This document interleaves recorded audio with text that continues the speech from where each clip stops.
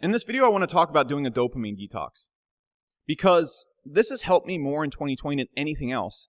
And I want to explain why and how I kind of discovered this and why it hit me so hard recently.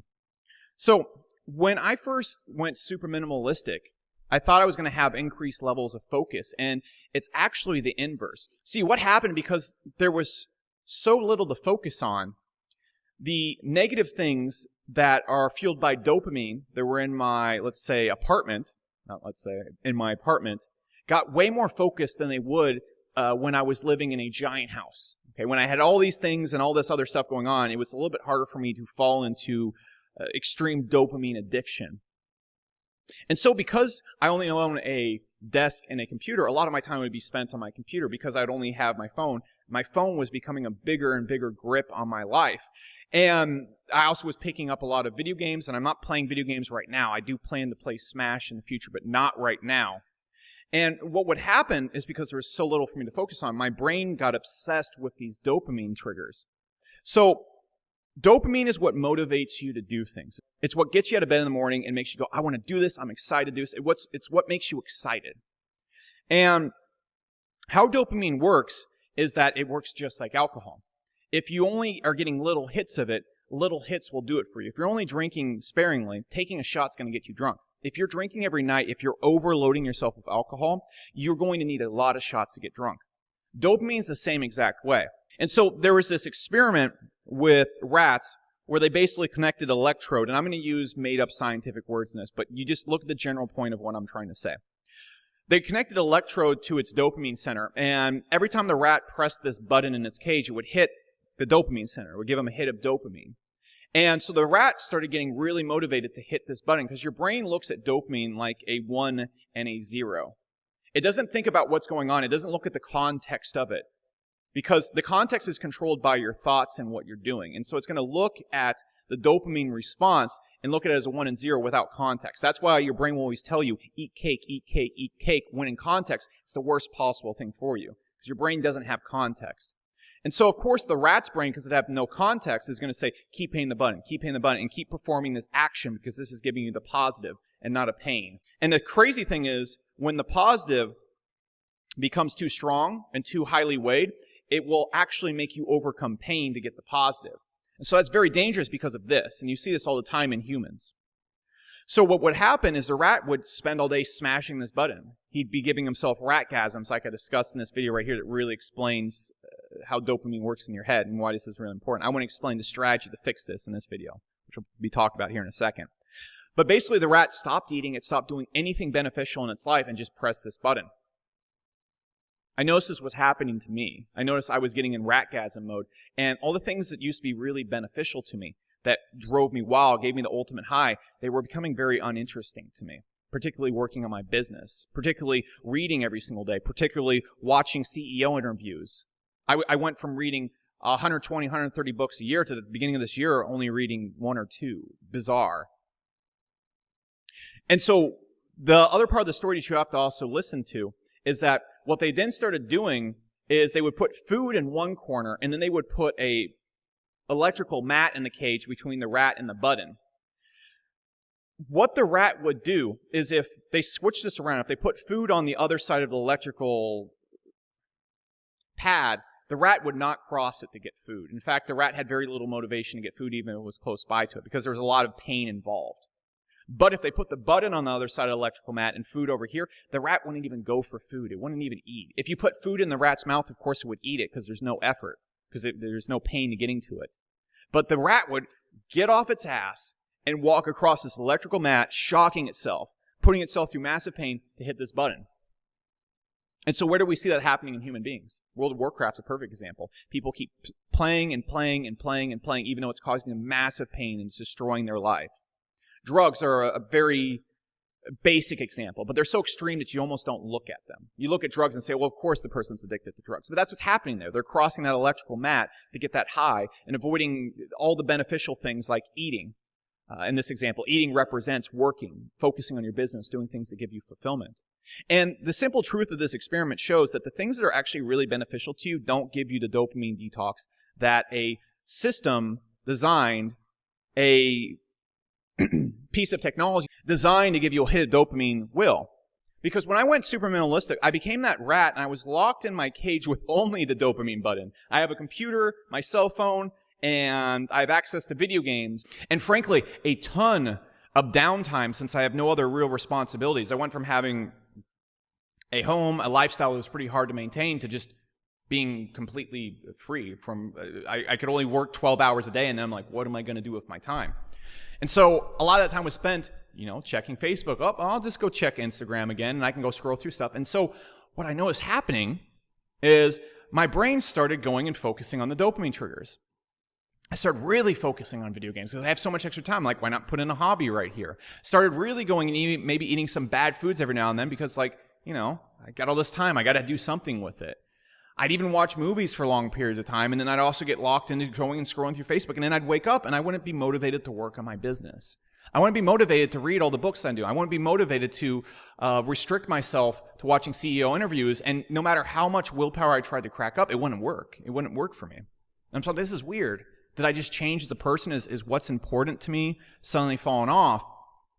I couldn't piece it together because the way I was viewing my life in general was that, hey, things don't affect other things. You can play this video game, you can do this thing, you can check Facebook, and it's not going to affect how you do other things. And anything is further than the truth. All those devices I described, they're completely designed to overwhelm your brain with dopamine. And so my dopamine receptors were so overblown at this point that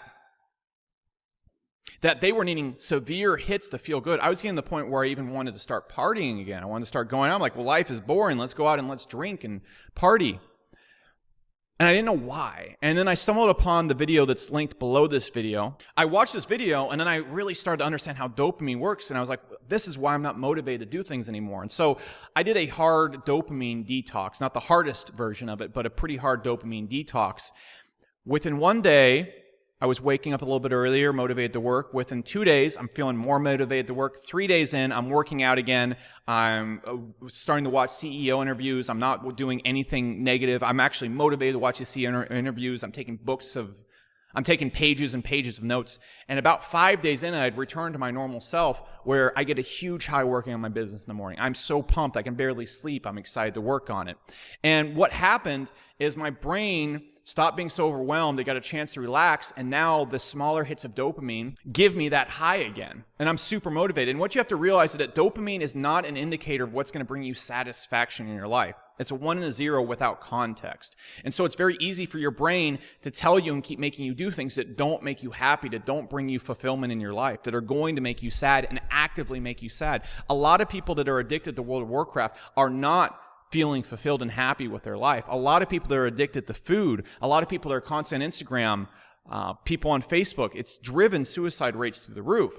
It is not something that's making you happy. Dopamine is an extremely poor predictor of what will make you happy. And so what you want to do is you want to rig your brain to receive dopamine and love the dopamine from the things that actually make you happy and fulfilled, that make you pumped. And really, I made a video about why I quit doing YouTube, and I think one of the reasons why I quit doing YouTube is my dopamine receptors were completely messed up. I just had no motivation even after I got done with work to go and do YouTube. So how do you do this? Take your phone.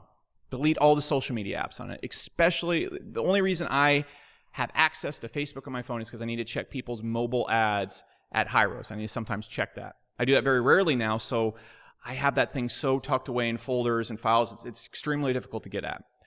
If you do not have a business, 100% requires you to be on social media. For example, we handle all customer support via Facebook Messenger at Hyros because it's a very, very good way to communicate with customers on their end, and we have to check their ads on Facebook. If it wasn't for that, I'd delete my Facebook altogether. Most of your businesses, you're not an influencer, you don't need to be on Facebook. Delete all your social media, or at least make it inaccessible to you forever.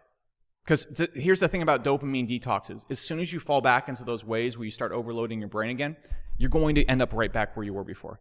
Okay, I've done this before in my life, never to extent and with such awareness that I have right now, but you're going to end up right back where you were before. What you have to do is if you have your phone right now or you keep feeling that urge to pick up your phone, That is dopamine 101. That is literally you watching yourself in your brain saying, press the button, press the rat button, press the rat button. That's exactly what's happening right there. You must break that connection in your brain. It has to be broken. If you are still feeling that consistently, your brain is still addicted. That's the number one sign you're still addicted to dopamine.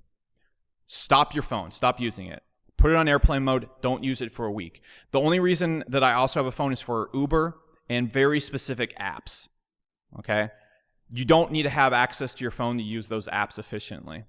One of the best times I felt best in my life is when I actually smashed my phone. I have to use it to check ads right now because let's face it, people are not going to do this. People are going to keep using their phones and internet. But my phone is on airplane mode in a drawer in my kitchen, and I don't use it. And even when I feel the urge to use it, I don't use it because I know it's going to start resetting my brain and rebuilding it.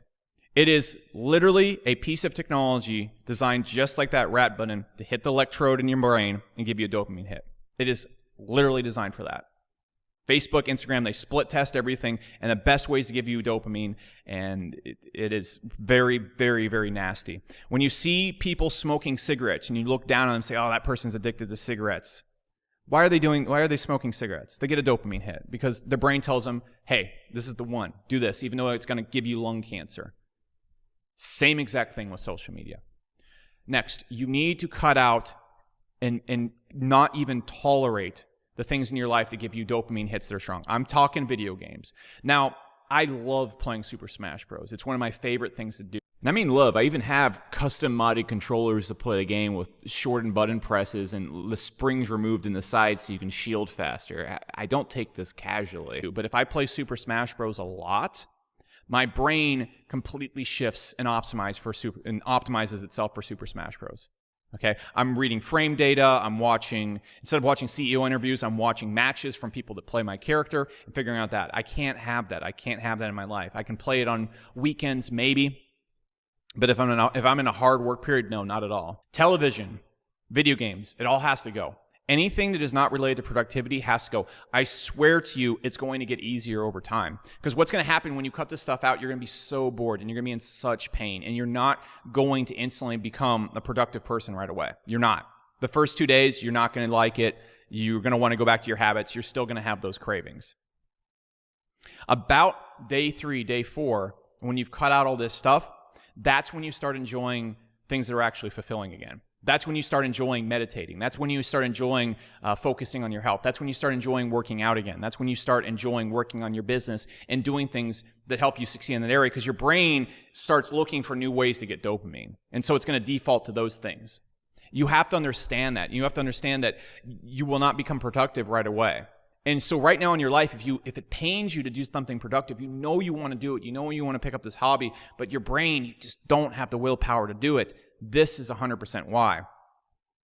Now, the other thing I suggested, I did over a weekend, that I kind of already naturally do in my life, is you need to do a hard dopamine detox. My diet consists of oatmeal, spinach, and some other vegetables, lean chicken, and very good fats for me, like fish oil and olive oil. And this gives me a really, really, really clean mental focus, and it gives me a lot of energy. It also allows me to build muscle. It's just a diet that works super well for me. One diet doesn't work well for everybody, but the point of this is my diet doesn't have anything that really triggers dopamine. It's very low dopamine diet. So I get almost no dopamine release from my diet, or not an extreme dopamine release. I actually really enjoy my diet. I like eating it now, but that's one other thing. And what you can do on your hard dopamine is you can either fast or you can just completely clear everything out of your diet. And you need to look at everything that you're doing in your life. Maybe it's drinking, maybe it's smoking, maybe it's something. You need to look at everything in your life that triggers dopamine and just get it out of there for at least a day to do a hard reset. And then after you've done the hard reset, avoid the things that are designed to release dopamine. I'm talking social media, your phone, video games, browsing around the internet. What I actually do is on my daily notebook now, I have rules for things I'm not going to allow myself to do. You're not going to go and be checking this. You don't do this. You don't use your phone. You don't do anything. You don't get to break these rules. Okay? You don't get to break these rules. And I'm going to tell you, the first few days, it's really hard not to break them. And even I'll fail. I'll cave in. That's how strong dopamine is. But after the first few days, I slowly start improving. And I kind of start tracking how many times I fail. And over time, by reducing those things, you see your brain literally start to rewire how it works, and it becomes easier to avoid these things. And it's amazing because I'm fucking pumped to wake up and work on my business. I'm fucking pumped to watch these CEO interviews. I'm pumped to network with other CEOs. It's actually very, very cool. And I think it saved my business and my life to a certain extent because it definitely wasn't heading in the trajectory of motivation. And I definitely wasn't the version of myself that I want to be. If you're a guy as well, interacting with women or looking at women online falls into this category. I'm not going to get into the genre of self-help that you guys are always asking questions about. No FAP. I think it's weird. You shouldn't be looking to me for your personal woohoo habits. But again, that's a dopamine trigger. Get it out of there. And then the main thing is don't fall back into it. You can do things like watch TV. You can do things like play video games sparingly. But the more you do it, the less motivation you're going to have for the things you love and the things that actually give you fulfillment. And then you're going to get dragged in there, and your brain will rewire itself all over again because it's going to say, well, this dopamine's so much better, and it's going to start angling your brain to go this way. And again, where your brain sends you based on dopamine, it has no context to what actually makes you happy.